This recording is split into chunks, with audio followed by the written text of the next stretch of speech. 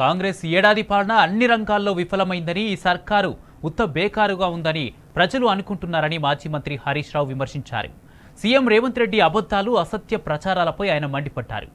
ఎవరు మెచ్చుకునే పరిస్థితి లేదు కనుక ముఖ్యమంత్రి తన భుజం తానే తట్టుకుంటున్నాడని, మాది సుపరిపాలన అంటూ డబ్బా కొట్టుకుంటున్నాడని విమర్శించారు.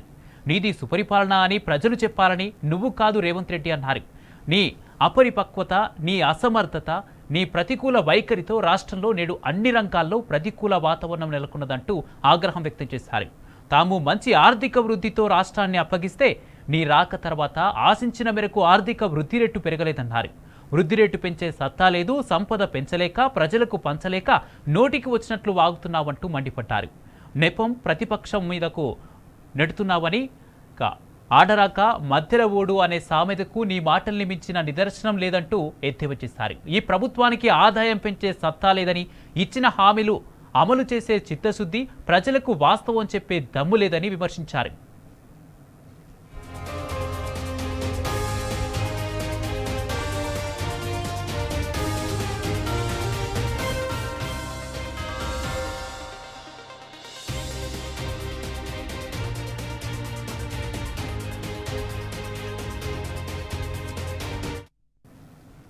కాంగ్రెస్ పాలన ఎట్లున్నదంటే ముందు దగా వెనుక దగా కుడి ఎడమల దగా దగా అన్న శ్రీశ్రీ కవితలా ఉందన్నారు హరీష్ రావు. 7 లక్షల కోట్ల అప్పు అని ఏడాది కాలం నుంచి చెప్పిన అబద్ధం మళ్లీ మళ్లీ చెప్తున్నారంటూ ఫైర్ అయ్యారు. అబద్ధాలు ప్రచారం చేస్తే గోబెల్స్ ప్రచారం అంటారని, గోబెల్స్ని మించిన రేబెల్స్ ప్రచారం నీది అంటూ ఎద్దేవా చేశారు. గత ప్రభుత్వం దాచిందని అసత్యం ప్రచారం చేస్తున్నావని, ప్రభుత్వం అట్లా దాచే అవకాశమే ఉండదు అంటూ రేవంత్ రెడ్డి అంటూ మండిపడ్డారు. ఇక అప్పులు బహిరంగ రహస్యమేనని, గణాంకాలన్నీ పబ్లిక్ డొమైన్లో ఉంటాయన్నారు. ప్రతి ఏటా అసెంబ్లీలో ప్రవేశపెట్టే కాగ్ నివేదికల్లో ఉంటాయన్నారు.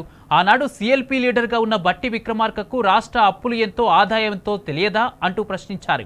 తెలంగాణ రాష్ట్ర ప్రభుత్వానికి ఉన్న మొత్తం అప్పు 4,26,499 కోట్లు అని అసెంబ్లీ వేదికగా లెక్కలతో సహా నిరూపించారన్నారు.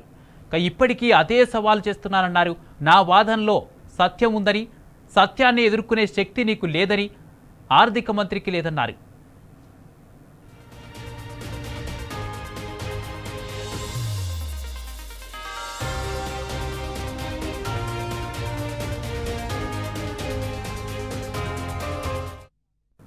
రైతు బంధును ఎవరు ఎగ్గొట్టారో ప్రజలకు తెలియదా అని హరీష్ రావు ప్రశ్నించారు.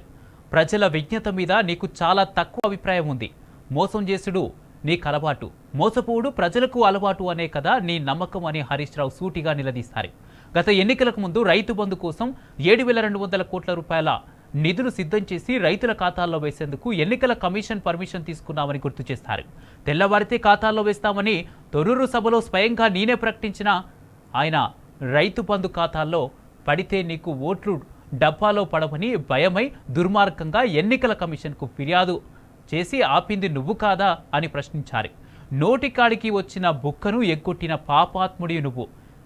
ఇప్పుడైతే 10,000, మేమొస్తే 15,000 అని రైతులను ఊరించి నమ్మించి ఓట్లు కొల్లగొట్టిన గరానా మోసగాడివి నువ్వు అని మండిపడ్డారు.